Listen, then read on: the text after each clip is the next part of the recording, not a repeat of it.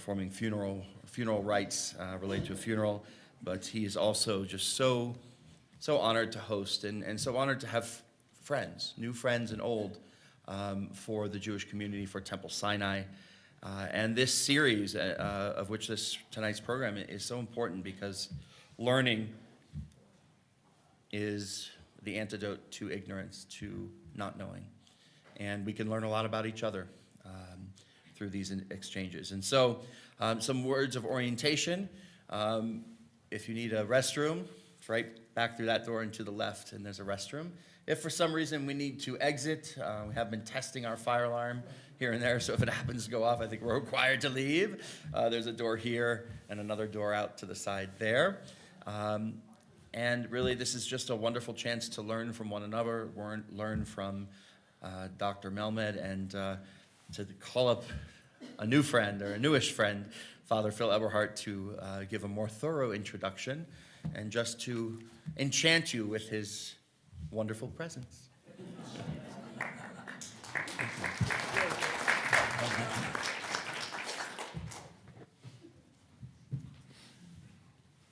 Well, Jeremy is on his way back from somewhere. I'm not quite sure where, but he sent in the second team recruit for being the MC tonight. Thank you for your glowing introduction. My name's Phil Eberhardt. I am the rector, senior pastor at Resurrection Anglican Fellowship. Some of you know us as the Flag Church over on Bellevue. And it's been our pleasure to be working with Stories of Anti-Semitism for, oh gosh, now about 5 or 6 years, something like that. And in that time, I got to know Herzl and Hazel. And they came to, I think it was the first one was the noon luncheon that we had with some of the survivors from the attack on Israel. And I got to sit at table with them, and Hazel is my grandmother's name, so I can remember this. And of course, Herzl is a famous name as well. We're going to talk about him tonight. Yeah, I'm sure you're going to talk about him tonight.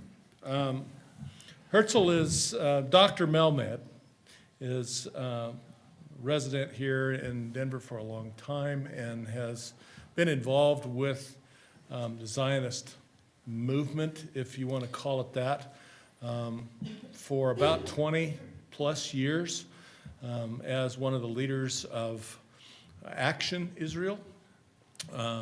We'll find out a little bit more about that, I'm sure, tonight, but suffice it to say that he's a classified expert on what he's talking about. And I'm very excited to welcome Herzl Melmed, Dr. Melmed, to speak. He's going to speak from down here, and just welcome, my friend. Thanks. Thank you, Father Phil. Thank you, and thank you for the introduction. A special word of thanks to Jeremy Jacobs, who's led this whole movement and the series of lectures. I appreciate Father Taron and Father Phil being present. Thank you for honoring us with your presence tonight. I also want to recognize Elena Dresner's birthday, and Boris. Her husband, Boris, always does the right thing, and what better gift than to bring her to the lecture tonight. So, folks, thank you all for being here tonight. We've got quite a lot to cover. Let's see how we go. So I'm going to take the story Zionism from the beginning, from the TCE, when the temple was destroyed, and then the Jews were subsequently dispersed throughout the world. And the Jews continued to have the hope and the prayer to return to Jerusalem. And so we're taking this broad definition of Zionism. Sorry, one said, and then, so the Jewish belief in the ingathering of the exiles and the fact that Judaism and the Holy Land are completely intertwined. You can't separate them. And that's perhaps one of the reasons for some of the anti-Semitism, because for those people who wish to see Israel destroyed, realize that unless they destroy the Jewish people, they're never going to destroy the dream of the return and the ingathering of the exiles. I will briefly comment on the Christian restorationists in the 1600s, and then, of course, Christian Zionism supporting Herzl as we get closer to the establishment of the state. But Justin Friedman is going to be giving the next lecture, and he will be talking more about that. And because there's so much to cover, I will just skip over that part very quickly. I don't want to tread into his territory. And then when we get into the 1800s, we'll be talking about the build-up towards establishment of the Jewish state and the development of political Zionism and the Jewish return. But before we do that, I just wanted to mention and to show you the slide. It's difficult to read, and I'll explain it. Don't try and even bother to read it. But it just shows Zionism is the oldest anti-colonialist movement in the world. Because while the Jews were living in the Holy Land for 1,000 years, this is over the 1,000 years of a temple, the people don't realize the temple was there for 1,000 years with a 50-year gap between the first and second temple, but 1,000 years. And during that time, we had the Assyrian Empire, the Babylonian Empire, the Persian Empire, the Greek Empire, the Hellenistic Empire, the Roman Empire. All these multi-empires conquered the world and tried to destroy the Jews, and the Jews are still here. It's a miraculous. And for those who are really religious and believe in a higher power and God's choosing the Jewish people, there's a lot to prove that this is actually what has happened. And then, of course, we go on and more. There was the Byzantine Empire, and then some of the Muslim empires, until we get to the Ottoman Empire from the mid-1500s to 1914, 18, until the First World War. 400 years was the Ottoman, we had the Ottoman Empire. And then followed by the British Mandate, which then culminated with the State of Israel.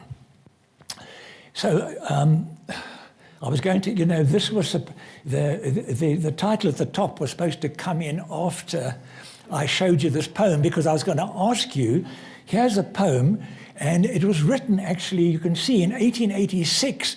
It was written 60 years before the Jewish state. And it was written by a poet, Naphtali Herz Imber, and this is the translation of Hatikva. So when you hear the Israeli national anthem, it's as long as in the heart within the Jewish soul yearns, and towards the ends of the east onward an eye gazes towards Zion. Our hope is not yet lost. This is after 2,000 years. You might have thought hope could have been lost. The hope of 2,000 years to be a free people in our land, the land of Zion and Jerusalem. So this is just part of bringing you the story of how the Jews still clung to the hope, never gave up the hope and the belief that one day they would return. Now, another indication of this of this connection, that after a funeral, again, I don't know how easy it is for you to read it. I'll read it in a moment. When you want to comfort a Jewish mourner, the traditional prayer, I'm translating it from the Hebrew, but may God grant you comfort among the mourners of Zion and Jerusalem, because the Jews mourned for Zion and Jerusalem for 2,000 years. And that's how, in Judaism, you comfort a mourner. And then, of course, at Jewish weddings, I think you're probably all familiar of this drama. So why do you think the groom, he's trying to just impress his beautiful young bride as how strong he is, but here he is making quite sure he doesn't mess it up. He's going to break that glass. And the reason you break the glass is because it's to remember that in our moment of greatest happiness, we remember the loss and the destruction of the temple. And every year, in the Jewish month of Av, on the 9th of Av, religious Jews fast because of the destruction of the first and second temples, which apparently occurred on the same date. So let's have a look, a brief look at what the Jews suffered for these 2,000 years. There were expulsions, there were forced conversions, there were hangings, burnings, confiscation of property, synagogue burnings, forced to wear special clothing, anything to cause humiliation. And so, for example, Jews living in Arab countries, in Muslim countries, the Jews had, if a Muslim was walking on the sidewalk and the Jew would have to get off to make way for the Muslim. The Jews could ride a donkey, but not a horse. The Muslims rode the horses. No Jewish structure could be higher than a Muslim structure. And of course, they had to pay had the privilege of paying the jizya tax to the Muslims for protection, living under Muslim protection. Now, there was also the outlawed Judaism and blood libels. Just a quick word about blood libels. This is one of the most vicious and painful things that anybody could have said about the Jewish people, because the Jews are forbidden to eat blood. Now, I think at least 5 times in the Torah it says you are not allowed to eat blood because it is life. You must spill it on, into the ground and get rid of it. And that's what kosher meat is all about. A kosher killed animal is not only killed with a very sharp knife, so that it minimizes any suffering. All the blood must be drained out. And you all have heard about kosher salt. Maybe occasionally you use it with your cooking. Kosher salt is put on, the meat is soaked, and then kosher salt is put on in order to make sure that all the blood comes out. So when they say, the anti-Semites say that the Jews have killed a Christian child to use the blood to make matzah, it is such a horrific and painful thing for the Jewish people, about as vicious as it possibly could be, and as far from the truth as it could possibly be. And so, the Jews in Europe were often were forced to live in ghettos which were locked at night, and there were limited work activities guaranteeing that the Jews would always be in poverty. So this was what was happening over the 2,000 years. And this picture is from the Kishinev pogrom. In the late 1800s, the pogroms were really getting really bad. The Kishinev pogrom was one of the worst.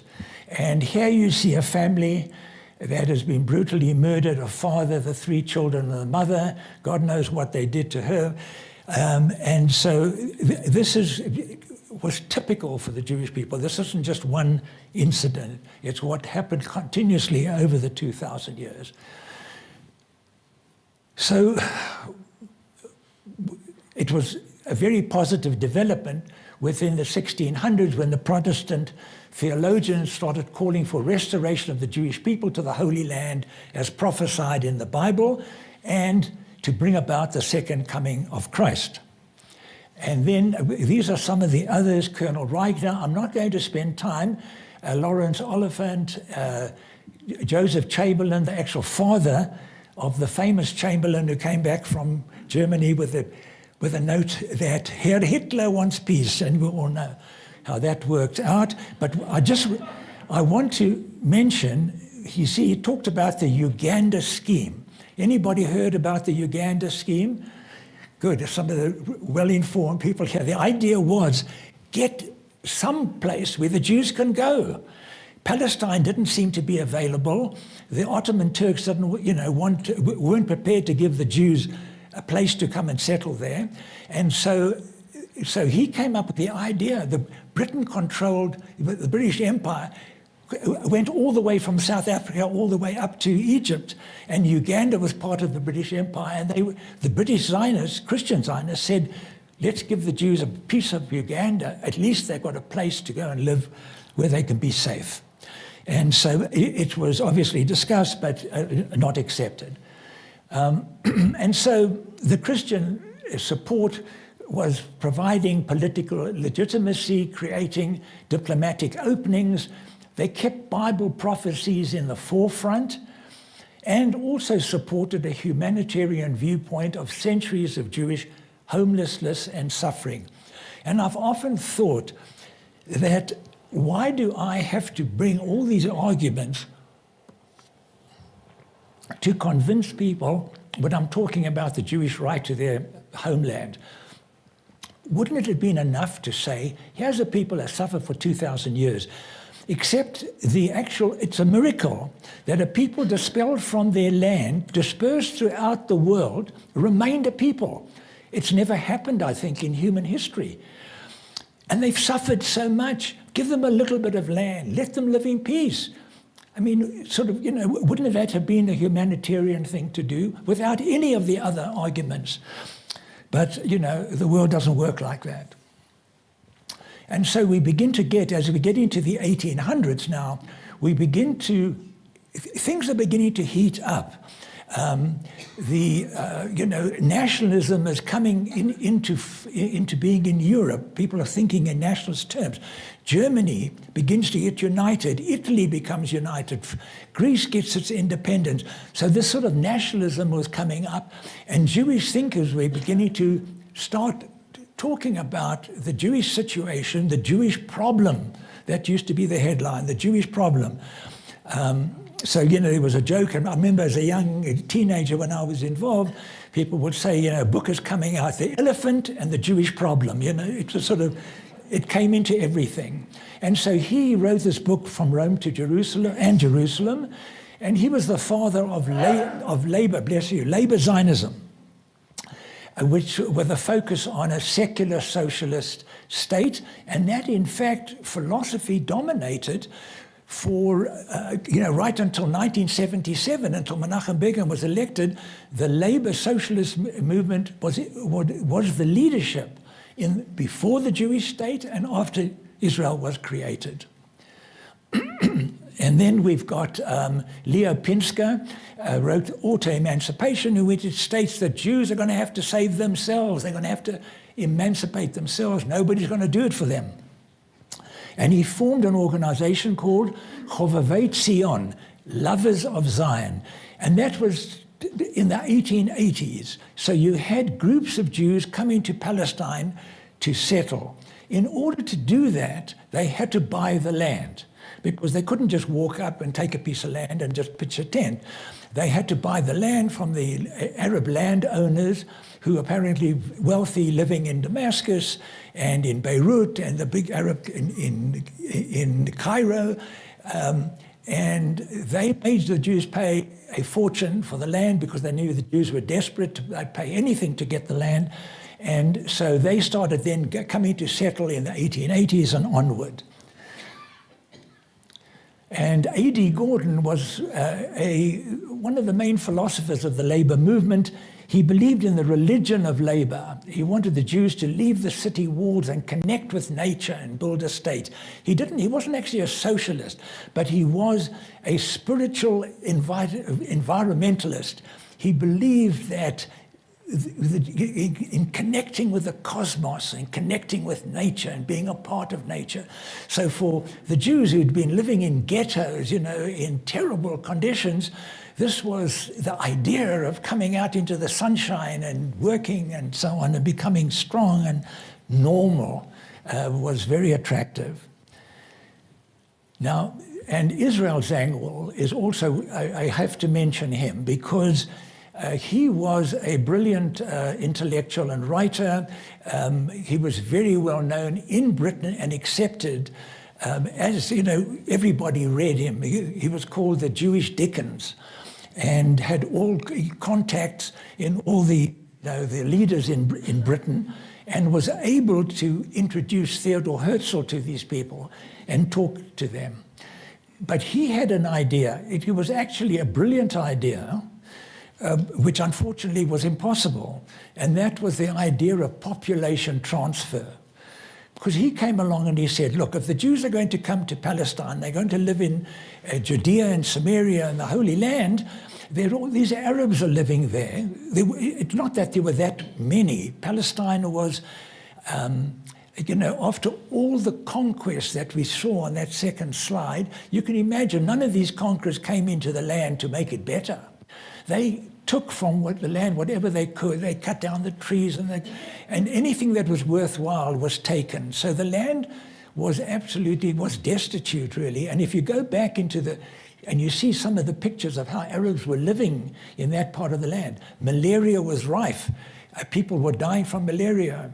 A family may have 10 children. If one made it to adulthood, that was perhaps the best they could hope for.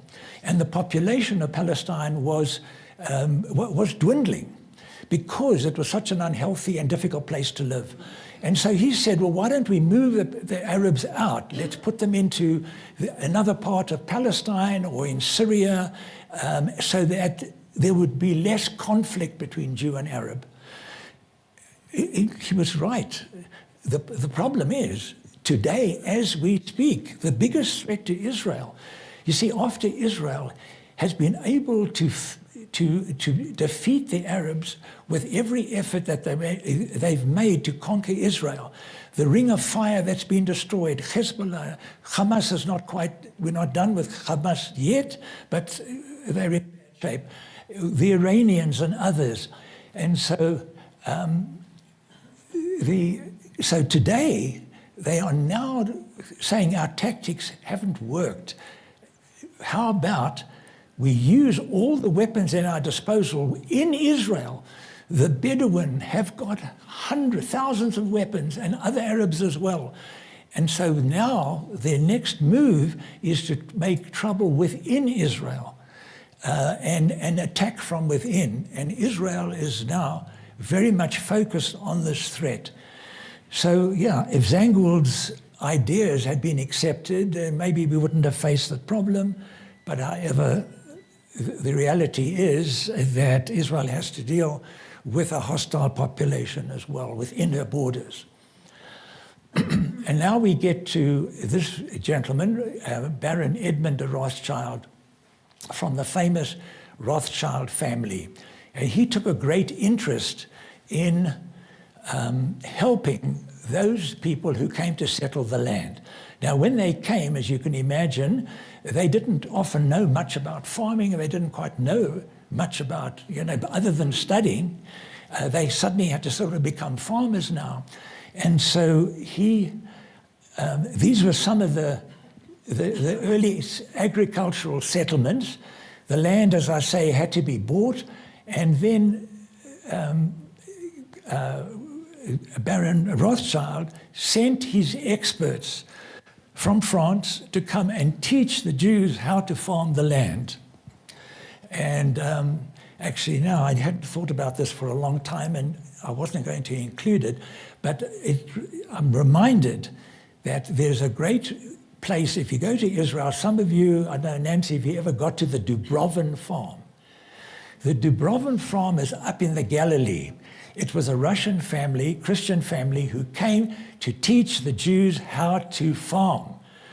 And the Dubrovin farm is worth a visit. If you ever go to the Upper Galilee, you go to the Dubrovin farm, and it's got a lot of interesting stuff, and you'll see some interesting videos and so on there about the early stories. These towns, these are now cities in Israel, flourishing cities. Carmen Winery, which is has produced good wine for an awful long time. And now eventually 44 settlements were affected and helped by Lord Rothschild. And so now we're getting towards the end of the 1800s. And this gentleman now comes into the story. Alfred Dreyfus. He was a Jewish artillery officer in the French army, and he was falsely accused of spying for Germany in a secret military trial and sentenced to life imprisonment on Devil's Island. And Devil's Island was just as bad as the name sounds. People who were living there for long periods of time often didn't survive. And Dreyfus was living in a little hut there. He was chained to his bed at night, He was on an island. There was nowhere else he was going to go. It was just to make him suffer. And he was stripped of his military insignia in a public display. So there was thousands of people gathered around the plaza shouting anti-Semitic sentiments, and his insignia was like that. I had to add a few real effects, you understand? And it set off one of the most controversial periods in French history because people realized that he was just a scapegoat because he was Jewish. And Theodor Herzl comes into our story, after whom I'm named, and it was a lot of Jewish boys were given the name Herzl. I was given, if you want to know where I come from, I was given the name Herzl in 1937, when things were looking really bad for the Jewish world. At that time, Hitler had been in power since 1933, and we were living in South Africa, and the Afrikaner in South Africa hated the British because of the Boer War and what the British had done to the Afrikaners during that war. And so they tended to be, many of them were sympathetic to the Nazis. And people said to my late father at the time, they said, "Dave, how can you give your son a name like that? Look what's going on." He said, "One day there'll be a Jewish state and it'll be a very proud name." So that was sort of the strength of his belief, and I'm very proud of him for having kept me safe, and I survived, and that's believing as he did. So when Hitler was a prominent journalist in Vienna. He was the editor of the main newspaper in Vienna, which was the center of cultural life in Europe at the time. And he actually witnessed what happened with Dreyfus. So Herzl came to the conclusion that anti-Semitism cannot be solved by assimilation. The Jewish plight could only be solved by having a Jewish state internationally recognized. Political Zionism. So we move from the love of Zion to political Zionism, which sets about establishing a state. And as you can imagine, you know, it all sounds very nice to talk about the ingathering of the exiles and the Jewish Commonwealth is created and flourishes and so on. But you have to realize people coming in from over 100 different countries, speaking different languages, having different cultural influences. It's messy and it's noisy and it's complicated, as we shall see. His help was Max Nordau, was his partner. We don't hear much about Max Nordau. He was a famous physician, had a lot of, he was even more famous than Herzl, and so he was very helpful because he could get Herzl to meet the people he needed to meet to talk to. And so he believed in the muscular Jew. In other words, the new Jew was needed to establish a Jewish state. My brother's name is Raphael Nordau. I'm Mayor Herzl. So my father got a full house there. Whoop. And I do want to mention Reverend William Hechler. He was an Anglican chaplain and a diplomat. He was the most important Christian ally of Theodor Herzl. He was the chaplain at the British Embassy in Vienna, as we said, a very important part of the world in those days. And he introduced Herzl to the European royalty and all the people of importance there, including the Kaiser, who was very influential with the Ottoman Turks. Now, when Herzl formed the Zionist movement, the first Zionist Congress in 1897, he realized that to realize the development and building up of the Zionist dream and the Jewish state, you needed to have money to do it. So he started the Jewish National Fund. And the purpose of the Jewish National Fund was to raise funds from the worldwide Jewry and to buy the land necessary for Jews where they could settle, and to plant trees and start rehabilitating the devastated land. Mark Twain, some of you may have heard of him, great guy, very funny, very clever. So he wrote a book called Innocents Abroad when he went on worldwide travels. And he also passed through Palestine. And he talked about the land is in sackcloth and ashes, waiting for its children to return. And I mean, he was obviously a believer, and he was right. But that's how bad it was.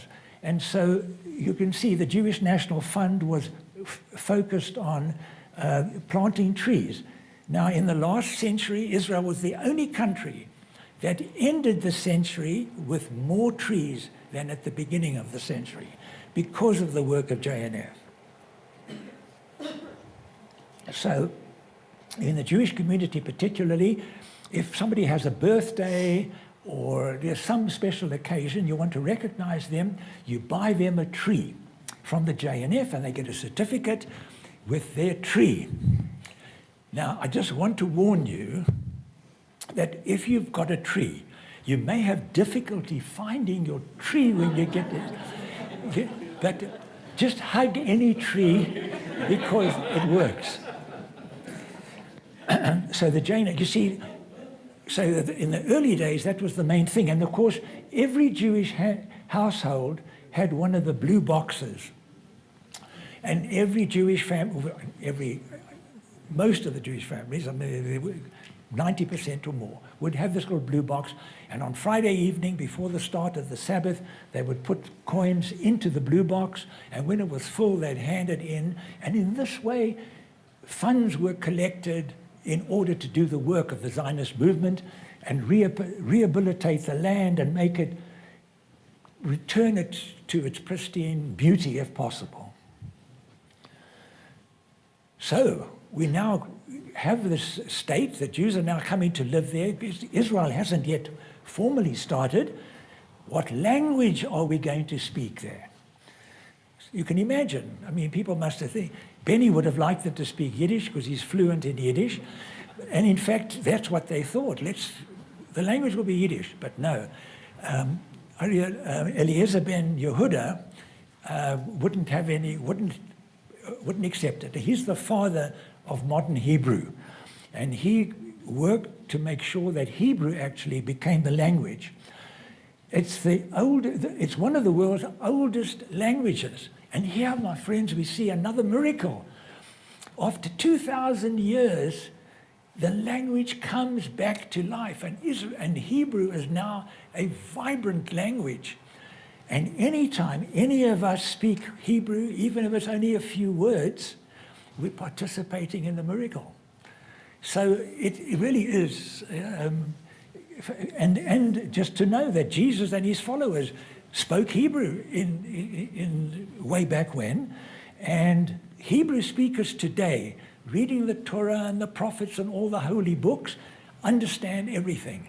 It's the same language. Now, of course, there are modern words that have come in, and it's kind of funny for us English speakers when we hear some of the Israelis throw in an English word. And I think it's kind of like, you know, if in Israel, it's like if you want to show off a little bit, you know, you're talking Hebrew and you just toss in an English word, you know, here and there. But of course, English is spoken widely in Israel. And while I'm talking about languages, just as an aside, the only place outside the Soviet Union where Russian is widely spoken is in Israel. There was 1 million Jews from Russia came to Israel, so it's a kind of a unique thing, and I don't know whether my Russian friend, Sasha, would agree, but I think that when Putin looks at Israel and he goes to Israel, he can speak Russian to some of the leaders there and so on. So it's the only country actually outside. So Russians used to come to Israel for medical tourism. In fact, so there's medical tourism is a big thing in Israel. And a lot of Russians used to come. And they would go into the hospitals, and there were hundreds of Russian-speaking nurses and Russian doctors and so on there. So they felt completely at home, to be able to speak the language that they know. And of course, we must mention Lord Balfour, because the critical Balfour Declaration in 1917, just before the end of the First World War, the British government comes out with the Balfour Declaration stating that Her Majesty's government views with favour the establishment of a homeland for the Jewish people in Palestine. It's kind of vaguely worded. What exactly is that going to be? And I'll show you a couple of slides over here to show you kind of what the Jews hoped they were going to get. And in fact, I have his signature. I actually found a place that sells that kind of thing. I've got a picture of him in my home. As you walk into the door, the original signature of the Lord Balfour, because I feel that that's when political Zionism was on its way, that put it on its feet. So then we see that it begins to become accepted. We get the Balfour Declaration. Britain gets the mandate at the peace talks in San Remo in 1920. And then the League of Nations, which preceded the United Nations, in 1922 accepts the Balfour Declaration as international law. And the US Congress, also 1922, the US did not join the League of Nations, but they passed a resolution accepting it. So now the political concept of a Jewish home in Palestine has now become international law. Now, I would just want to mention that at that time, the Arab Executive, which was formed in 1920, demanded the abrogation of the Balfour Declaration and the British Mandate. Now, I'm emphasizing Arab because there was no such thing as Palestinian. When you talked about Palestinians, you were talking about the Jews, because in the Second World War, when they talked about the Palestinians fighting with their allies, they weren't talking about the Arabs.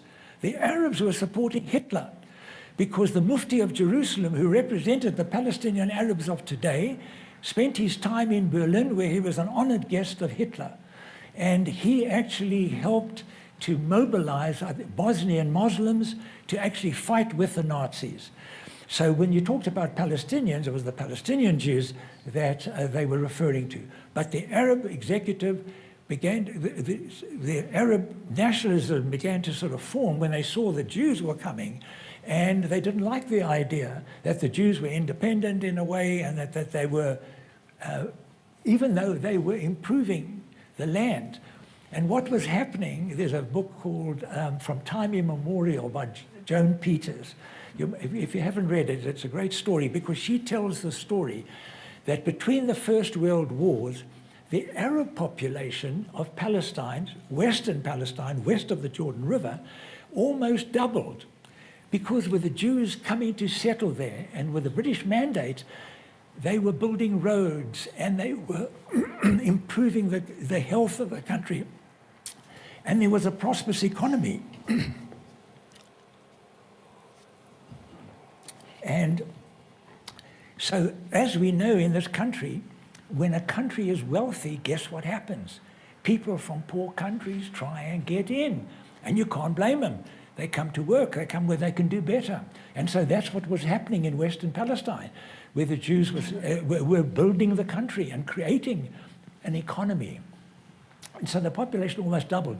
So I thought it was kind of ironic that the Jews were criticized for the Arab refugee problem when some of them had only come there because of Jewish development and what the Jews had done with the land.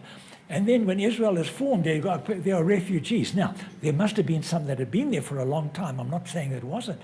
But a lot of them had come there because of the Jews, and now they leave, and the Jews are criticized for kicking them out or for the fact that they were forced to leave in one way or another. And there we see a picture of Tel Aviv in 1909, when Tel Aviv was formed on the shores of the Mediterranean, in the sands of the Mediterranean. And now you can see Tel Aviv as one of the world's great cities. It never sleeps, and it's a very exciting place to visit. And this is the first kibbutz down here.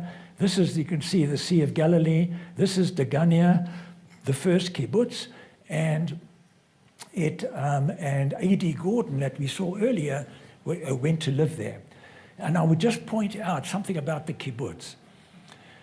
when I grew up, I was involved in all this fight between Menachem Begin and Ben Gurion and all that, and I'll talk a little bit about that in a moment. But now, when I look back on it and I see what's happened and how things have evolved, the kibbutz movement was very important because it was very difficult for Jews to defend themselves in a very hostile country. Arabs were very hostile, they had to be able to defend themselves. So forming these communes, if you like, where they could kind of stand together, because individuals wouldn't have survived. You had to be in a group. And the kibbutz is the only example where communism worked.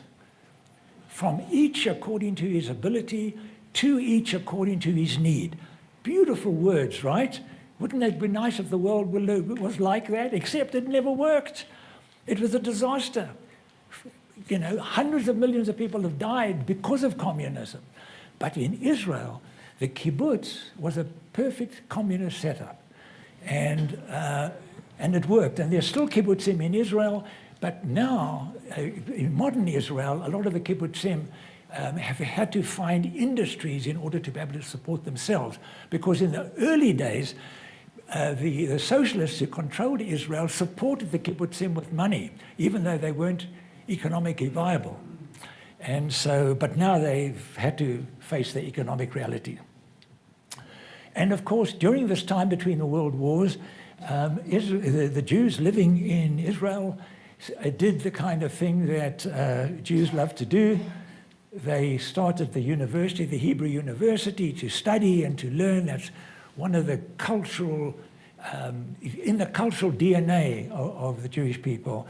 And of course, the Technion, which is also one of the great research institutes. When we hear about all the incredible technology in this last war with Iran and Hezbollah and everything, the Technion is one of the places where a lot of that technology comes from. The Weizmann Institute, which is one of the world's great research institutes, which I think you may have heard, it was hit by one of the ballistic missiles from Iran, causing like about $100 million worth of damage, and really stopping and disrupting research that we could have all benefit from. But it will be rebuilt, as these things always are. And in Hadassah Hospital, that's where my brother Herzl Melmed was a professor for 37 years, and he was a professor at Hadassah. And at Hadassah, insofar as Israel is criticized as being apartheid state. We'll go to Hadassah Hospital and you'll see how wrong, what nonsense it is. There are lots of other examples, of course, but Hadassah is like a special representation of what Israel really is and could be. Because you're going to find Arab nurses, you're going to find Arab doctors, you're going to go into wards and there'll be Arab women with their hijabs and everything, and Jewish patients in the bed right next door. Heads of department at Hadassah, which is one of the world's top hospitals, are Israeli Arabs. I know my brother who needed surgery, the surgeon was the head of the surgery department, was an Israeli Arab. And so you really see how the people can work together to the benefit of everybody. And so and coming from South Africa, I can tell you that the accusation of apartheid is wrong. And not only wrong, it's ridiculous. And it's interesting to me, because I'm not a psychologist, but there is a concept, my wife can help me with this, of projection. And I think when you look at some of the Arab countries, they have apartheid. Because where are their Jews? All gone. And so, it's very, they practice all the things they accuse Israel of doing. And I think it really is just projection. So here we have the map. This is Palestine as defined in San Remo and the mandate to Britain. And the purple line is what the Jews thought and hoped would be their homeland. And you can see from the ancient map of the tribes of Israel, when they settled the land, you can see here they are with Manasseh, half of Manasseh, the tribe of Manasseh, Gad, and Reuven, who are actually on the east side of the Jordan, the Jordan River. So that's what the Jews hoped that their homeland would be. And with the Arabs, with the rest of Palestine could be for the other people living in the area. So this is what happens. In 1922, Churchill, by the way, who was the foreign minister, if you like, of Britain, decides that he's going to divide Palestine down the Jordan Valley. And he takes this segment off. Now, the whole of Palestine is 40,000 square miles approximately, 30,000 square miles eastern Palestine, if you like, and 10,000 miles western Palestine. He divides it up like that, and he puts in the throne of, he creates the country of Transjordan and the royalty from the Hejaz. The Hejaz is a province in the Arabian Peninsula, famous for the fact that it had the two holy cities of Islam, Mecca and Medina. And Sharif Hussein was the keeper of the holy places for Islam. And it was his royal family who are here. And here we see the Sharif of Mecca's sons, Hussein, Abdullah, and Ali. And you notice this gentleman over here in a British Army uniform. You see, the reason why Churchill did that was because we're now after the First World War. Britain has suffered catastrophic losses, 1 million or so casualties in the war. They are relatively bankrupt, actually, at this particular stage. So how do they control this territory? By making Abdullah the emir and creating the throne, putting on a throne in Transjordan, and having a couple of British officers train his troops. The British can keep the territory on the cheap. They don't really have to have British troops there and spend that much money. And what happened was that Faisal was on the throne of Syria, which is supposed to be French control, and the British put him there. The French got him kicked out. And Abdullah, as you saw that arrow going from the Hejaz into Palestine, was on his way to gather a mighty Arab army to put his brother back on the throne in Syria. But he got stuck in Transjordan. That's where he stayed to this day. And the king of Jordan today is called Abdullah.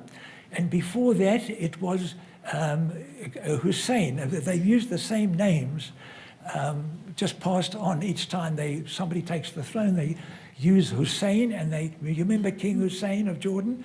And this present king is King Abdullah as well. And so that's how they got stuck there. And it was Glub Pasha, was the famous British journal. You can see he was very pro-Arab. You can tell from his, how do I know he's pro-Arab? But he trained the Jordanian army, and it was the best and most efficient Arab army in the Middle East. And now we come to a gentleman called Ord Wingate. Have anybody heard of Ord Wingate? Okay, well, I'm delighted to introduce him to you. This was an amazing guy. And let's have a look. He's regarded by Michael Oren as the father of the Israeli army. Ben Gurion.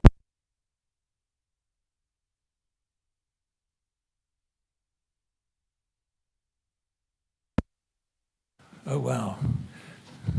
And there's you have another light. I think we just had a power surge. Oh. Because the stuff over there did it too. Oh, I see. So anyway, let me just talk while they're sorting this out.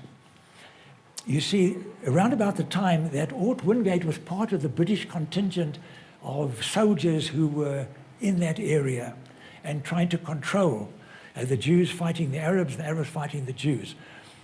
Now, the Jewish leadership, it was all the very left, I have to say, socialists, who were peaceniks. They believed in peace, and they felt that when the Arabs attacked, all they should do is defend themselves. So the word was havlaga, self-restraint.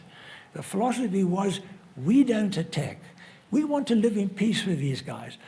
So look, if they attack us, we're going to have to defend ourselves, but we're not going to attack them. And of course, they were causing havoc.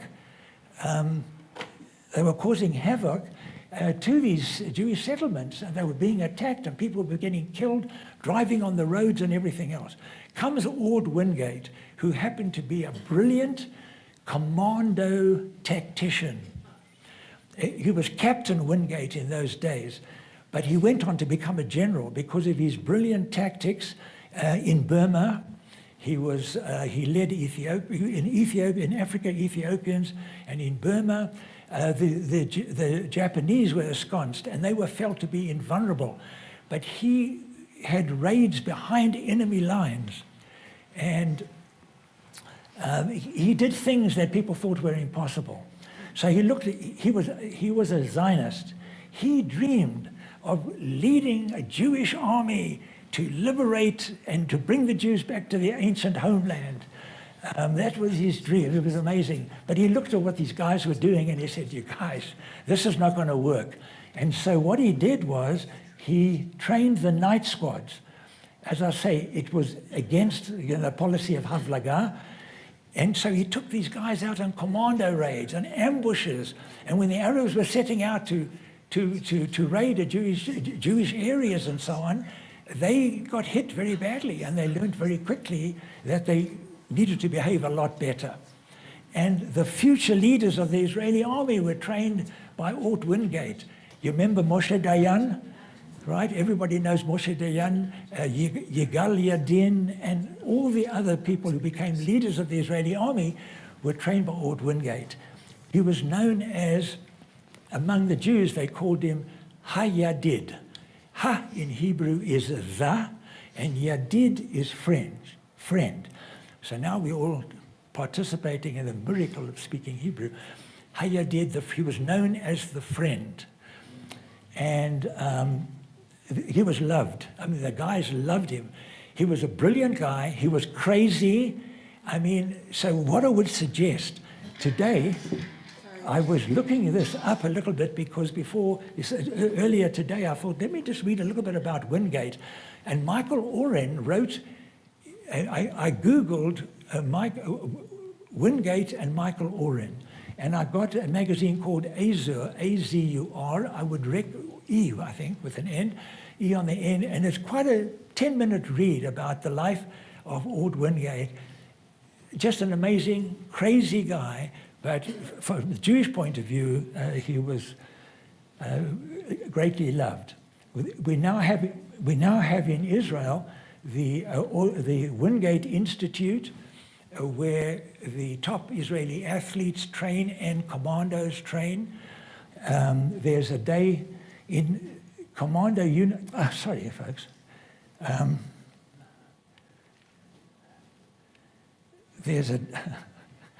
got it. There's a day that the top commando units in Israel study Wingate. His wife Lorna and now Justin Friedman over there is going to be talking next time, and he told me he's going to be talking about Lorna. And I just mentioned here, can I mention this? Okay, is that okay, Justin? That at one stage a settlement up in the north was surrounded, outnumbered, and they were fighting desperately for their lives, and they were going to succumb to the Arab attacking them. And she flies over in a small plane and dropped Ord Wingate's Bible, marked with the passages saying, "The Lord is with you and you will prevail." And of course, they gave the fighters courage, and they survived. And so that was Lorna, and Justin told me that he's going to be talking more about her next time in the next talk. And his sons, John Joseph and Ben, served in the IDF, and he's buried at Arlington. How does he get buried in Arlington? The British are angry with the fact that Ord Wingate is training the Jews. They were all pro-Arab, and they didn't like what he was doing, so they send him back to Burma to fight in Burma, and he was killed in a plane crash with a number of Americans were on that flight. And when they came to find the remains, there was nothing. There was just bones and bits and pieces. They couldn't identify anybody. So they took whatever they could and they took it to Arlington. And they buried it in Arlington. And I believe it's in section 12. And I think the site is 228 if my memory serves me from reading the article this morning. I can remember things, you know, sort of from the morning till night. But once it gets into the next day, not so. And so that's how he landed up. And in fact, Michael Oren in his article ends with a very moving sentence that when he came to visit, or when, I'm not sure if he or someone else, came to look for Ort Wingate's grave, he saw on the grave a stone. Now, Jews, when we visit our departed, we put a stone on the grave. I think it's almost like a symbolic reburial, because the burial is the greatest mitzvah we can ever do for somebody, because they can never reciprocate. And so putting a stone, you'll find if you go to the Jewish cemetery, all the stones are. And so there was a stone on his grave, and underneath it was a weather-beaten note with the word Hayadid. Beautiful. And so the Peel Commission comes to try and sort the Jews out and the Arabs, and so in the green is the Jewish state, they suggest. This is the Arab state, and then from Jaffa to Jerusalem, an international corridor to be ruled by the international community. You can imagine how that would have worked out. And then eventually the British give up their mandate. They give it back to the United Nations. The United Nations then divides up Western Palestine in this way. This is the yellow is the Jewish areas, and the the brown is the Jewish, and the yellow is the Arab. Now you can see anybody who draws up a thing like this is either crazy, or they believe that everybody's going to live in peace, because these are not borders that you can actually defend. I mean, it's crazy. So they must have thought, okay, so the Arabs and Jews will live there, this will be Arab, that will be Jewish, and everybody will be happy and they'll get on with their lives. But of course, it wasn't going to happen. The Jews celebrated. They were very happy at last that we had the Jewish state. The Arabs rejected it. And so this is the beginning. Again, a ring of fire. All the Arab armies surrounding this thing, setting out to conquer the area. A miracle doesn't happen, of course. And what happens at the end of the war in 1948, this is what it looks like.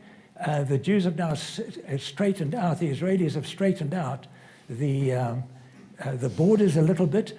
Egypt managed to conquer the Gaza Strip, and the Transjordanians have conquered Judea, Samaria, what people call the West Bank. And now, because they also on that side of the Jordan, they changed their name from Transjordan to Jordan, and they give citizenship to the Arabs in the West Bank.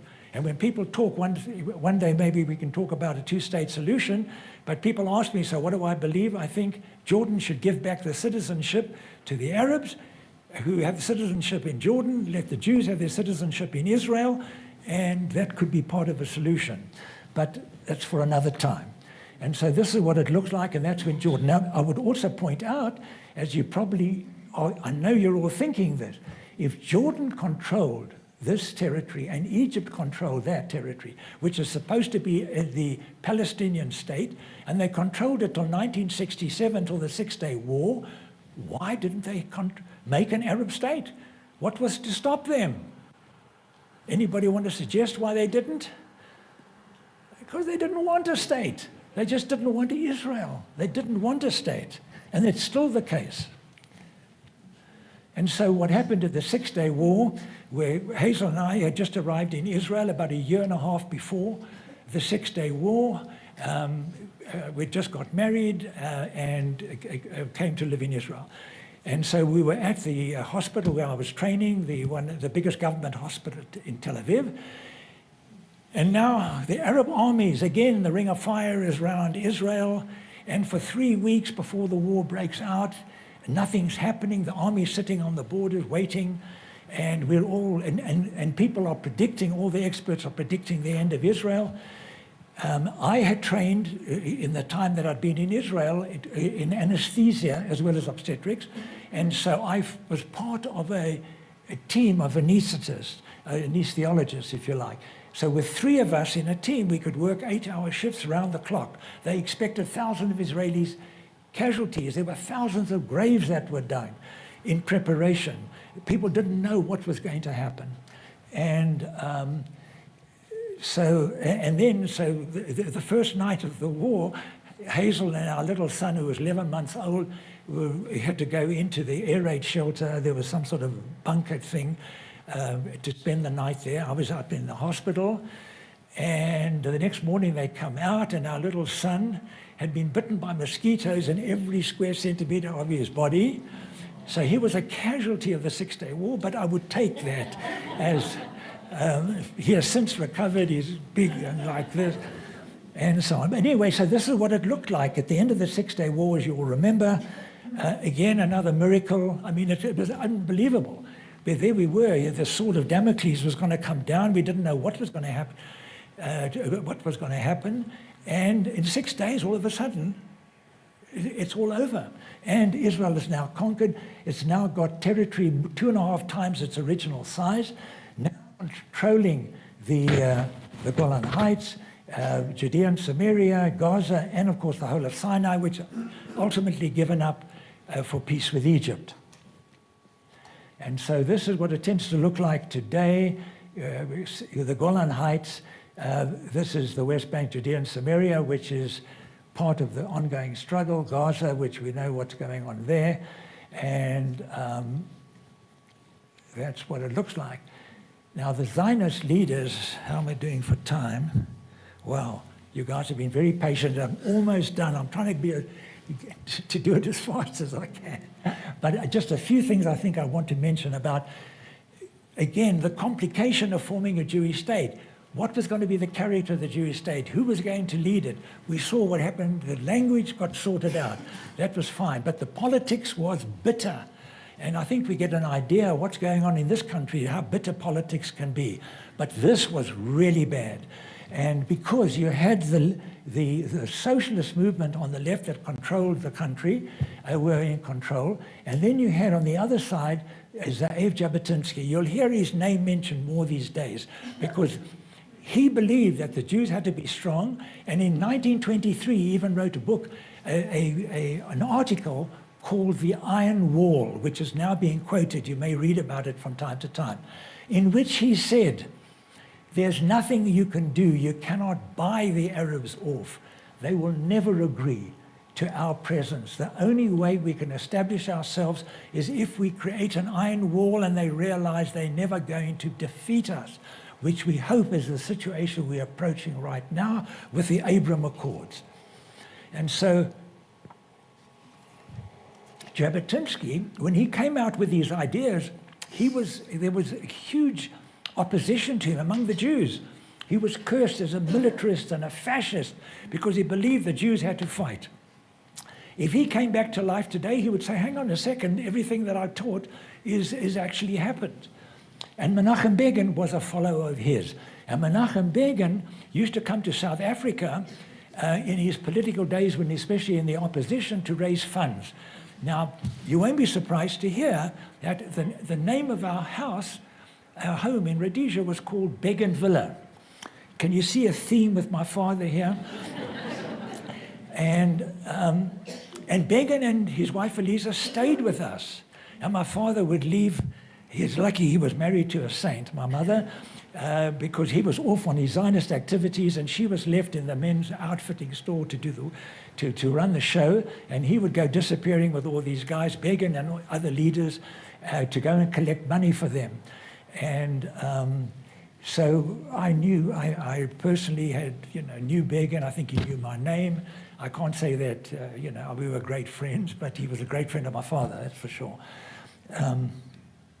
And so Jabotinsky was the one who created the Jewish Legion in World War I. He felt that if Jews were fighting were accepted into the British Army, they would then form the nucleus of the Jewish army that would be needed for the new Jewish state. And then, of course, they had to have defense against the Arabs fighting the Jews within Palestine, the Jewish part where the Jews were in Western Palestine. And he actually formed the Haganah, which was eventually only under Ben Gurion's control.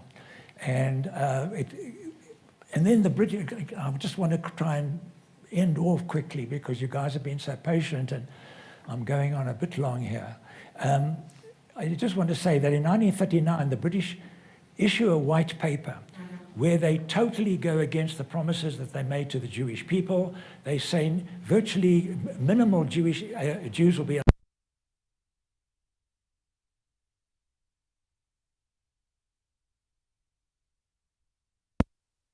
year for 5 years, 75,000, when there were millions of Jews, under pressure in Europe, and you can imagine just before the war broke out. So I can understand, look, from the British point of view, their concern was the war's about to break out with Germany, they need Arab oil. So they weren't going to sort of do anything to upset the Arabs. So they just threw the Jews into the gutter, and they said, that's basically it, you're not coming in. So that's when Begin formed the Irgun, which is the underground movement that eventually forced Britain to leave. They were known as terrorists in their days, but they're not the kind of terrorists that we read about today who behave no rules whatsoever. With Begin's Irgun, they fought with clear morality. They never attacked civilians, but they were very strategic in what they did. They attacked British holdings in Palestine to embarrass the British. So that, for example, there was the Officers' Club in Jerusalem, the British Officers' Club. So they were going to attack that, and they didn't try and kill British soldiers. But if they attacked, like when they attacked the Officers' Club, they killed some British soldiers who were there. But by destroying the Officers' Club, you're trying to tell me something? Oh, don't worry. You can imagine, you go back to the House of Commons, and then the opposition is saying to the government, what the hell are you guys doing in Palestine? Look what they've done. They've blown up the Officers' Club. They've embarrassed us. What are we doing? They're fighting the Jews. We should get out. And that was exactly what the Irgun was doing. And so I was going to mention just three. Do you think we might get it back? We might. Okay. So there were three incidents which you might have heard about. One was the destruction of one wing of the King David Hotel. The other was Deir Yassin, the Arab village, where there was supposedly a massacre. And the third thing was the Altalena, the ship called the Altalena. Very quickly, the King David Hotel, which exists today in Jerusalem, is one of the world's great ancient hotels. Have you stayed there? Have you been there? And one wing of the hotel was the British headquarters in Palestine. So the Irgun came up with a scheme to blow it up. They managed to get two of these big milk container things into the basement. They issued a warning, and they told the French embassy and they told the Jerusalem Post that the building would be destroyed in 30 minutes. You've got 30 minutes to evacuate. So you can understand the problem here. You want to destroy the building, and if you give people too much time, maybe they'll discover the thing and it won't work. But they gave them 30 minutes. So the British officer in control, when he heard this, he says, we give the orders around here, not the bloody Jews. And so 30 minutes later, that whole wing of the King David Hotel was destroyed. Over 100 people were killed, among them probably some Irgun prisoners. And so it wasn't the Irgun intention to kill anybody, but just to destroy. And by doing that, to embarrass the British to that extent, they knew that when they go back to the Houses of Parliament, the government is going to, how do they say they should continue, to stay in Palestine? And so that was the story of, and so Ben Gurion used it to criticize Begin because he wanted the Israelis to vote for him in the next election. And look what a terrorist Begin is with the Irgun. He went and killed people in the King David Hotel. And so that was used for political purposes. And at the end of the day, it didn't do Israel any good either. And then we come to the Deir Yassin village.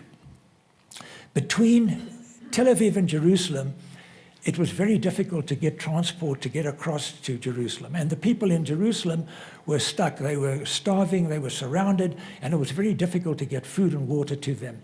And so they had to destroy the villages that were firing down into the Bab el-Wad, which is the valley going up from Tel Aviv to Jerusalem. And the Irgun was given the Dir Yassin task to conquer it. It was the battle that went on all day. At the end of the battle, you had three interested entities coming up with their interpretation. The Irgun commander says, we killed 250 people over here. What he was trying to say to the Arabs is, look, if you fight us, you're all going to die. So that was his reason of exaggerating the numbers. And Ben-Gurion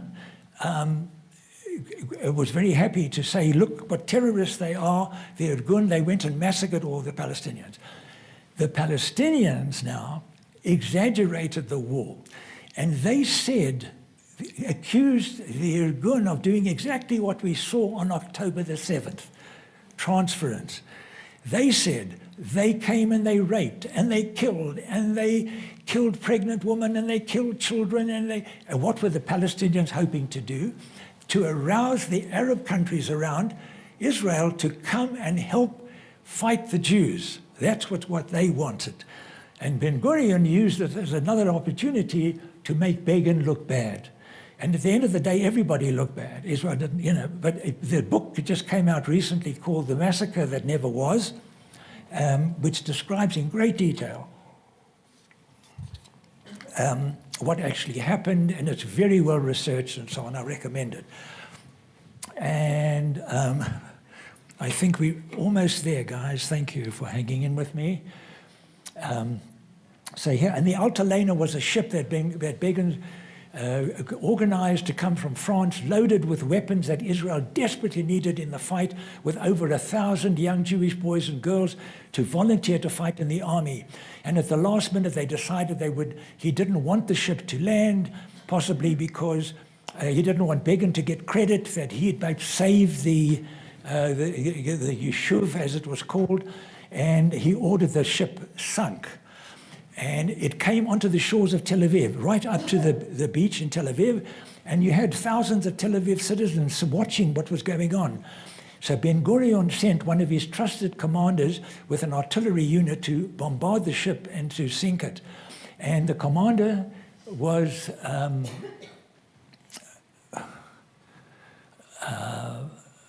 Rabin. Sorry, my brain actually only lasts a certain amount of time. But Yitzhak Rabin, the famous Yitzhak Rabin, was a young commander in those days, and they actually fired on the Altalena. They killed some of the people there. Begin was on the ship, had been on the ship, and his people managed to get him off. They were trying to kill Menachem Begin. He got to the underground secret radio station, and he was weeping because he had seen something that he didn't believe he'd ever see, Jew killing Jew. And he instructed his people not to fight back. Melchemet achim le'olam lo. A war of brother against brother, never. That was Menachem Begin's greatest moment, because he prevented a civil war. God forbid there could have been a civil war, and who knows what would have happened. And so that was the story of the Altalena. And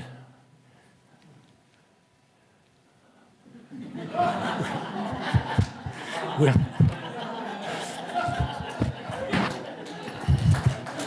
thank you.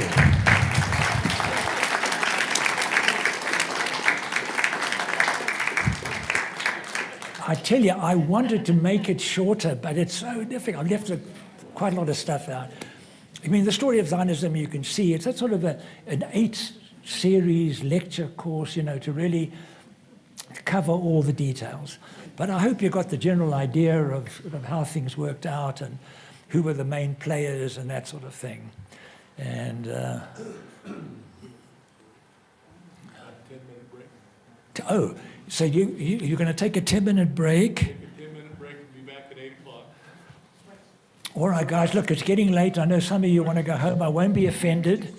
I've seldom had an audience stay as long as you have. Thank you, Simon. Yes. And of course, great thanks to Temple Sinai for hosting us. And thank you very much. You see, my wife invariably gets me to do the right thing. Thanks for reminding me, Hayes. But I think the good rabbi knows that we appreciate it very much. So yeah, you want to take a little break? There's a bathroom just around the corner. And in 10 minutes, if you like, we'll come back 8 o'clock. No, we won't go on longer than 8:30. But if you have any questions, criticisms, anything you want to add, I'd love to hear from you. So stretch your legs. Is there anything to drink or? There's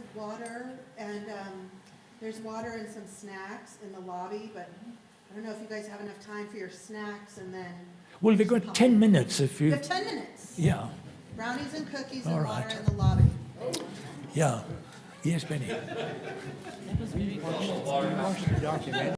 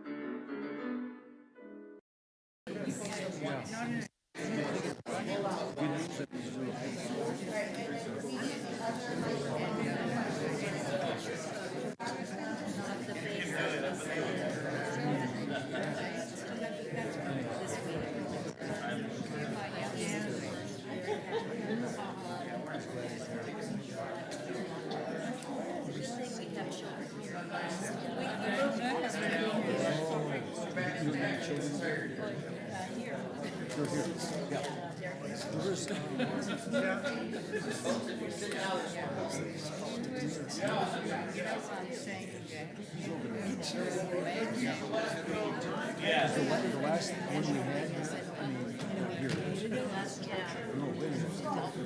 I take that back, two ago.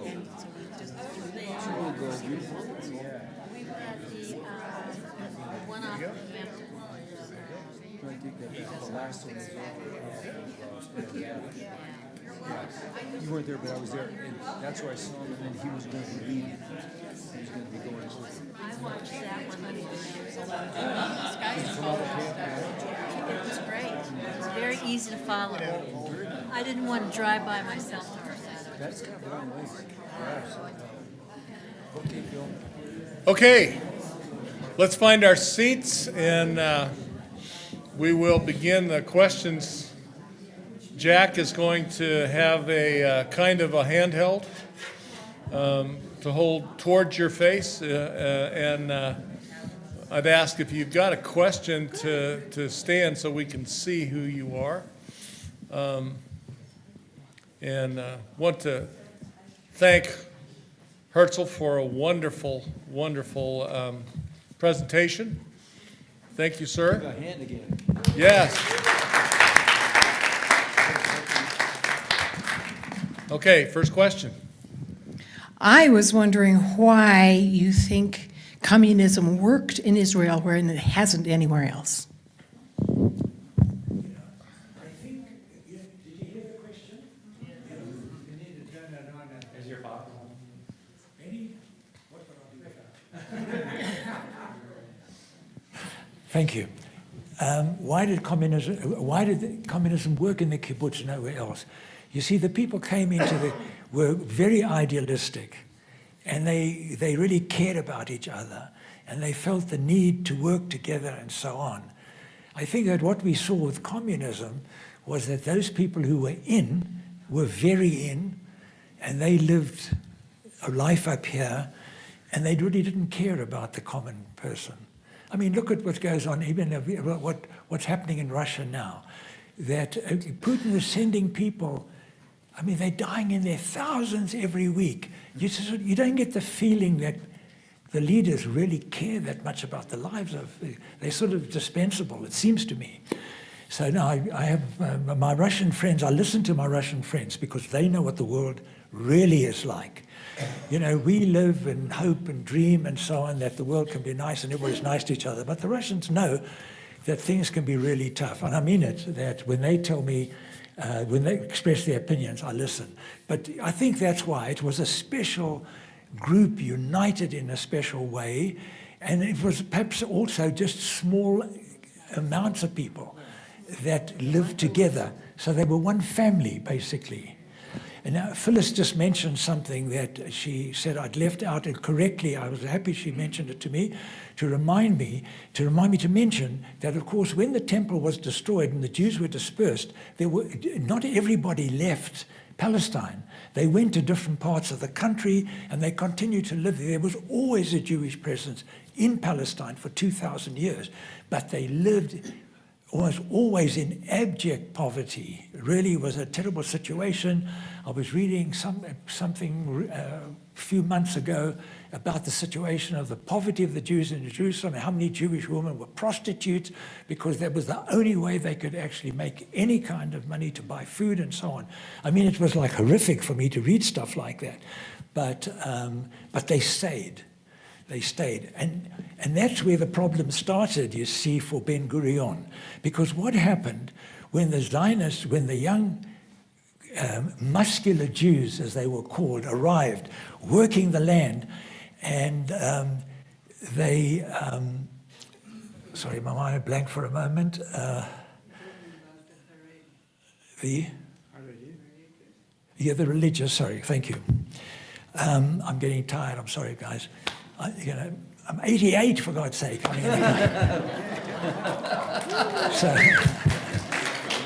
mean, so what happened was the religious Jews who had received funds from the Jews, from outside of Israel, and they called it the Chalukah, the division. The money came into the land, and the Jewish authorities there would divide the money amongst the different Jewish communities because they could barely keep themselves together without that support. So when the muscular Zionists arrived and wanted to take over, the religious Jews said, hey, what are you guys doing here? We've been here for 2,000 years. You guys are just pitched up. What about us? And so Ben-Gurion had to come to some kind of an agreement with them. So he said, okay, we'll have the Sabbath, the official institutions of the government will keep kosher, and we'll have the Sabbath and this sort of thing, and the guys in the yeshiva don't have to serve in the army. And in those days, there were 400. 400, it wasn't a big deal. Now there's 185,000, of which 60,000 would be eligible for the army. And what Israel has gone through in the last 2 years is a realization that they need a bigger army. And they need the religious Orthodox Jews to come in. And so this is the struggle at the moment with the parliament, with the Knesset, beginning to tackle the problem. And they'll come to some agreement maybe where they control the purse string. So the government could say to the religious, okay, guys, you don't serve in the army. We don't give you any funds for the yeshivot, for where they study all day. They study the Torah, whatever, it's Talmud. If they did that kind of pressure would force them to change their minds. And so anyway, that's part of the struggle, but it was because of the fact that there had been this Jewish remnant who'd stayed in the land and had never left. So I just wanted to add a little bit about the socialism piece. Yes. It's still very much alive. I think the last time they did a major renovation of Hadassah Hospital, they sent out essentially a survey Yes. to residents, and they said, do you want more private rooms, kind of the creme de la creme if you think about the American medical system, or do you want shared rooms? And overwhelmingly they said shared rooms. Why would you want to be alone? I mean, essentially that's kind of what emerged. Whereas if you sent out that survey here in the United States, the answer would, no, we want private rooms. We want free vending machines in every room, whatever it is. But there's still, I think, that ethos of why would I want to be alone? And for sure, there are people who get private rooms in Israel. You pay for it, you can get it. But as a value proposition, right? As a value proposition, there's that ethos. And the second piece is, in the latest war, there was great conflict right before October 7th. You could almost say civil war, or precipice. And the same things that happen here. Oh, those young people, they just don't work hard. They don't want to work hard. They just want to travel the world, leave Israel. But when October 7th came, those young people came back. And they stood up in a new way. And hopefully that's going to be something that powers Israel into the future. Yeah. No, that's yours. You have your own. Thank you. There's... Yes. So I think that communism does work. So it does work in China, for example. Where? In China. China. Communism works in China. Communism worked in East Germany. Yeah. And so communism is something that, you would hate this system, but it does work. And so, for example, China, like we know, it's economical giant. So, but they are stealing a lot of stuff, like intellectual stuff, and so they do exist and they live very well. Yeah. Okay, thank you. There's just for a little bit of humor. There was a series, I haven't looked for it recently, but if you can find it, you'll enjoy it. It's a series that came out of Israel called Arab labor. Now, Arab labor was a term that Israelis used, that let's say you come, you bought a house, and you want something doesn't work. The Israelis would say, Avodah Aravit, Arab labor. You know what I mean? Because they don't really care, they don't really work properly. Now, this series is written by an Israeli Arab, and he was so good at capturing the nuances and the nonsense between the Arabs and the Jews.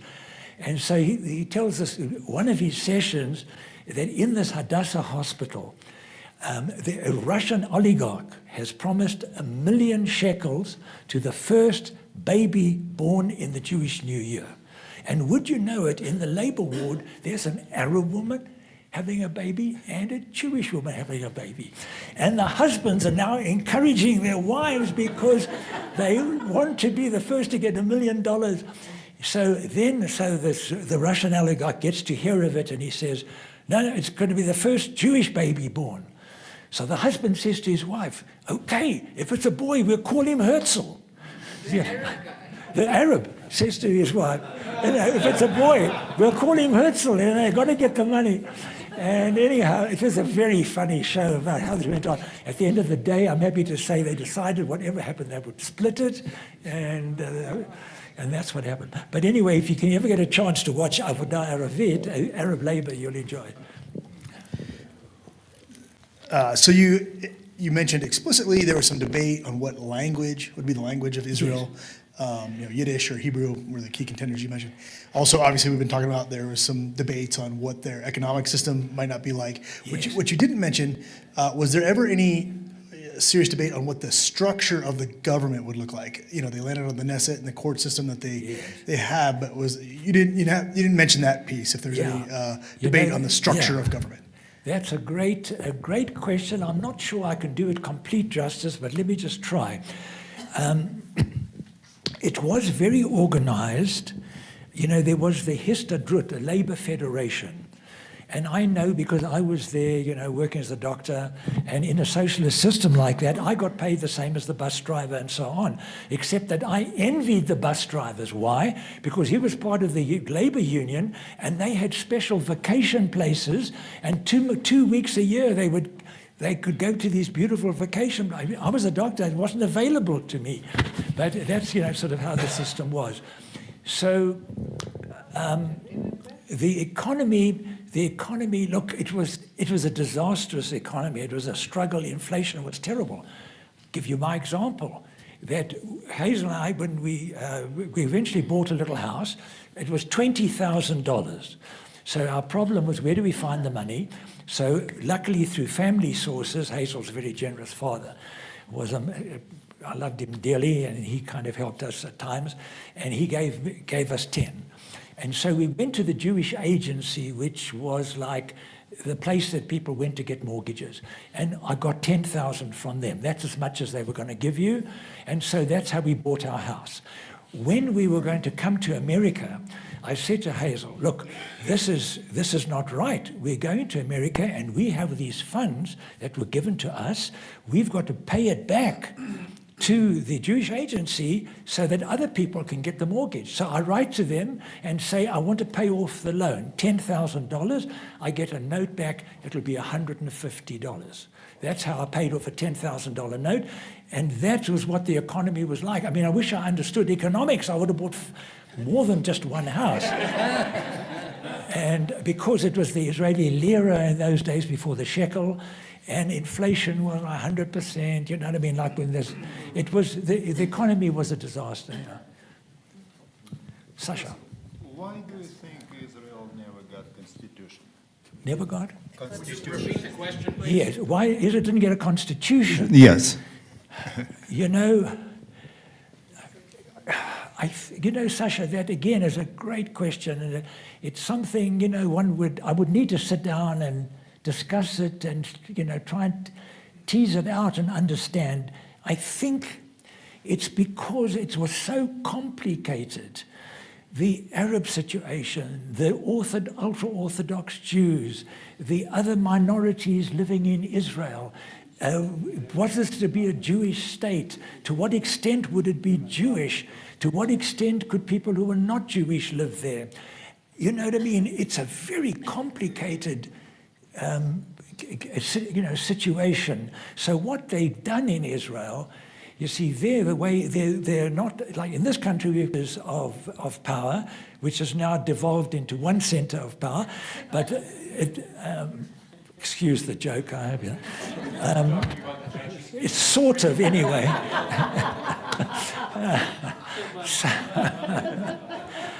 So there's two. There's the Supreme Court and there's the government. And one of the problems now, because there isn't a constitution, so what happens is the Supreme Court would rule. If the government decided on a certain action, the Supreme Court could say, that's unreasonable. That was the thing. Is it reasonable or unreasonable? Who decides? The Supreme Court. Who elects a Supreme Court judges, which they change, by the way. I think they all have to be retired at 70 or 65. They don't get it forever. There's a rotation all the time. But the judges elect themselves by and large. There is a committee that elects judges, and the composition of that committee is what Israelis are fighting about now, because if the composition is more right-wing, they will tend to elect more conservative judges. And if it's left-wing, as it has been up to now, it would be more left-wing. So that's what the struggle is. So the unelected Supreme Court of Israel can say to the government, which is democratically elected, you're passing this law and it stinks, so we don't like it. Forget about it. So that's the struggle to try and get more of a balance. The big mistake, I think, what I don't like about what Bibi's done, and I think he's done many good things, but here this was not the way to deal with it. Such an important issue to try and change the law so that just with a majority of one, there's 120 seats in the Knesset, so 61 could then override a Supreme Court. That's too important. And I can understand those people who are crying, this is the end of democracy and this sort of thing, which I think is obviously exaggerated. But if it was 80 votes in the Knesset, and I think what Israel needs to do is have a year convention, let's say, formed, where they've got a year with all elements of Israeli and Arab society, all the different elements, to sit down and see if they can come up with some sort of a constitution. At the moment, it's what they call basic laws, that the Knesset will pass a basic law, and that is the law of the day. The trouble is, you can have that a basic law can be passed with 40 votes against 25, with only a small fraction of the Knesset being present. So there are a lot of things that you see when people set up the system, as I was trying to say, you can imagine how complicated it had to be. And they obviously didn't get everything right, because some of these things just don't work that well. Phyllis.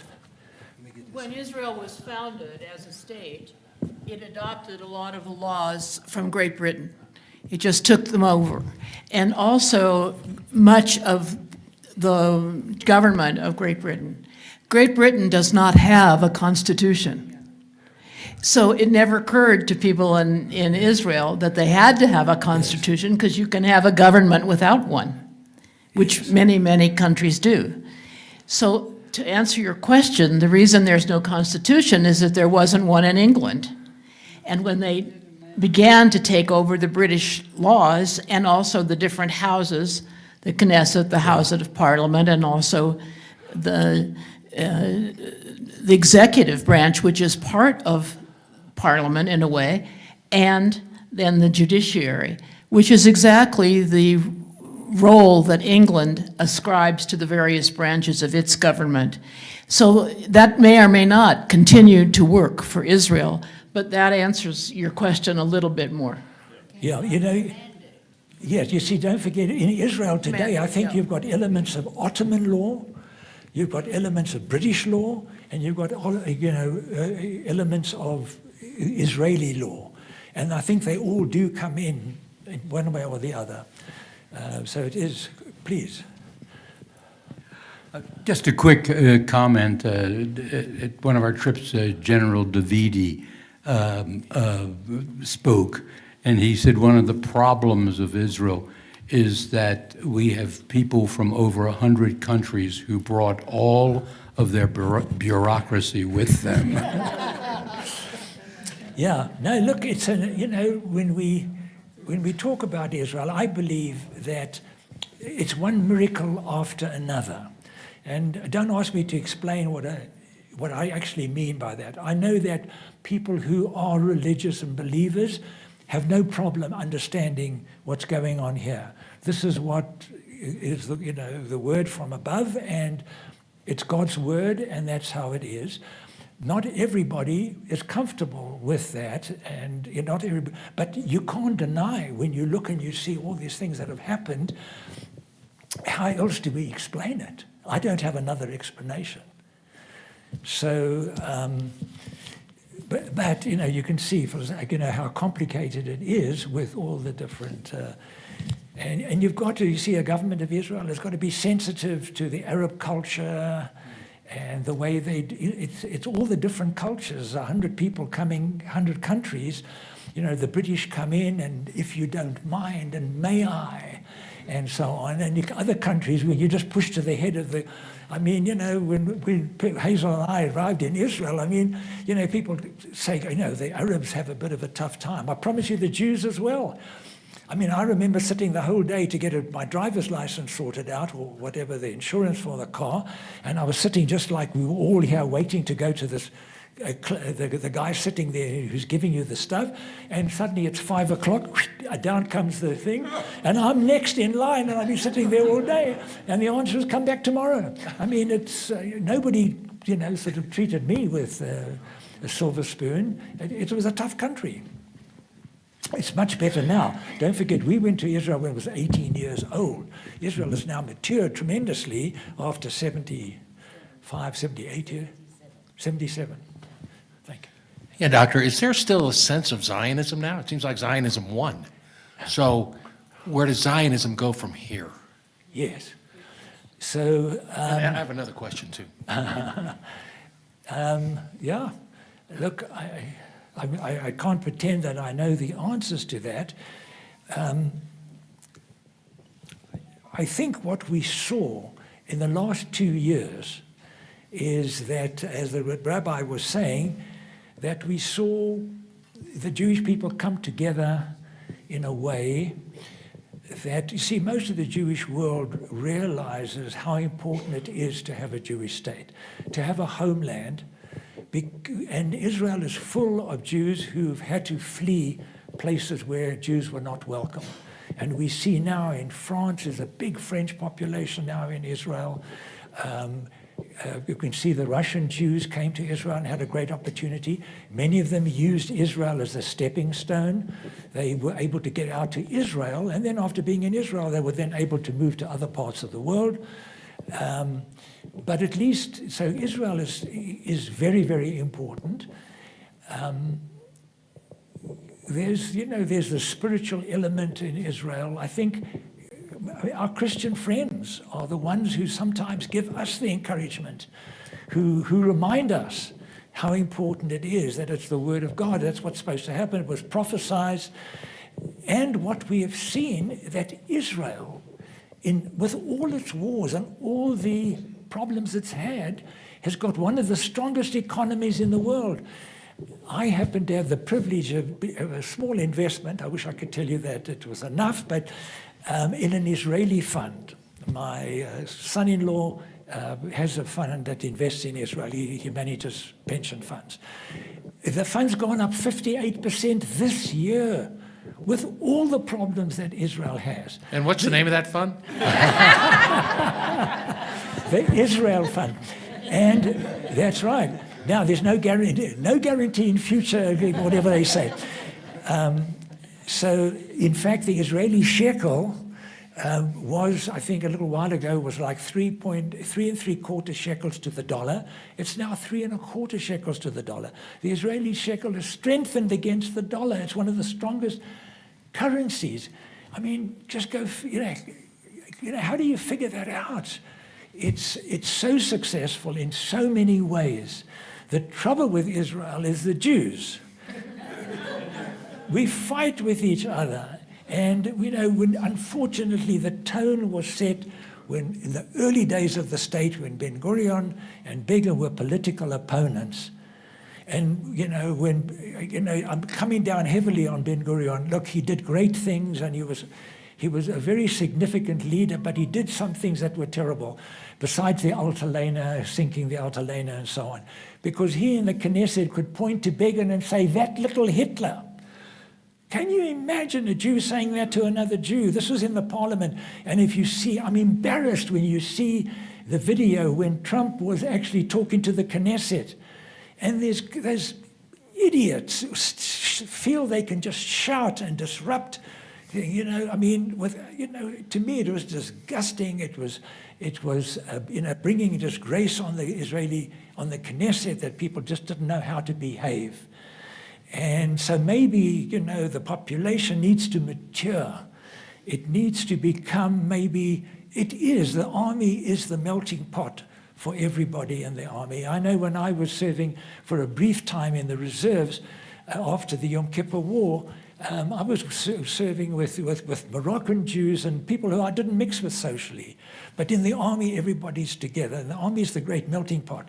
There was a time in Israel where there was a great struggle between the Ashkenazi Jews and the Sephardic Jews. And if you like, the Mizrahi Jews, because the Mizrahi Jews are the Jews who come from Arab lands. Half of Israel are Mizrahi Jews who have lived for centuries in the Middle East. So for people to say the Jews don't belong there is talking nonsense. They are indigenous to the Middle East and certainly to the Holy Land itself. So anyway, it's hard. I mean, for somebody like me who bleeds for Israel, it's painful when I see some of the unpleasant things that, going on, and the infighting that sometimes goes on. And if I may, Doctor, Yes. so there's a phrase called demographics is destiny. Yes. And, yes. And so is that an issue with the growth of the Arab population versus the growth of the Jewish population in Israel? Okay, great question. And that was, there were those who predicted, I remember years back, and saying, well, the Arabs are going to outbreed us and so on. In fact, within Israel, there's an absolutely miraculous process going on. If you go to all the European countries, what's happening in Germany and France and so on, they're not having enough children. They're taking in all these immigrants from the Middle East who is going to ruin the country for them. In Israel, the secular women are having 4 children. They're having more children than the Israeli Arab women are. So the demographics in Israel is not working against against the Jews versus the Arabs. Even the Orthodox, who were used to having 9, 10 children, are now, their numbers are down to 5, 6. I mean, their numbers are coming down. The trends are in the right direction. Because I think what happens, obviously, when they begin to see that their compatriots are working, and the women particularly get out and work. And so they don't want to have all their babies. They have a career. And once people are working and the women are in the workplace, they're going to have less babies. So the demographics within Israel may be okay. I read today there was some Arab leader who was saying, some Islamist, the Hezbollah fighters should marry 4 women, and if they all have 10 children, we'll have 400,000 new fighters within 15, and Arafat used to say the Arab womb will produce 1 million fighters, martyrs for the cause, and so on. They think in those terms. But who knows? So far that hasn't worked for them. And the demographics in Israel the trend, at least, is not bad. What do you say, Father Phil?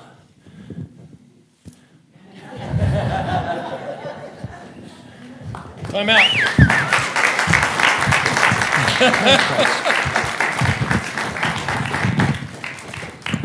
Thank you all for coming tonight, and thank you, Herzl, for a magnificent presentation. It was really wonderful. When's round two? We do love you. There's lots more information. Yeah, there's lots more information. You guys, I have to say, So- take punishment, my goodness. So we are looking at, are we still on December 2nd? As for now, okay, because one of the things that I was going to let you know is there's a group of pastors, myself included, Jeremy included as well, who are going to Israel from the 1st to the 8th of December. So we have a class scheduled on the 2nd that Justin will be sharing the pre-World War II era and the creation of modern Israel. So some of what we've covered a little bit, but more detail, more drilling down. That'll be at the Hebrew Educational Alliance, just a few blocks from here, actually.